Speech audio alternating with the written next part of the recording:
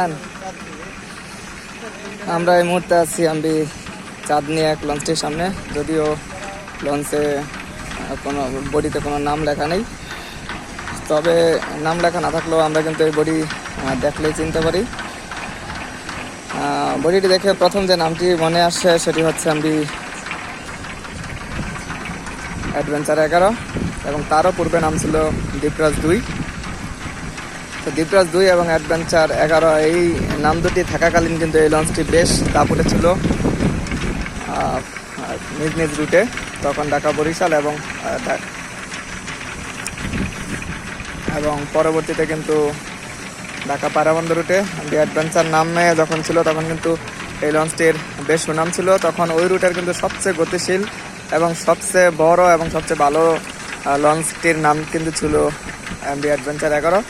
পরবর্তীতে মালিকানা পরিবর্তন হওয়ার পরে কিন্তু এই লঞ্চটির নাম হয় এমভি চাঁদনি 1। তো সেই মালিকানা থেকেও কিন্তু আরও এক দফা এই লঞ্চটির মালিকানা পরিবর্তন হয়।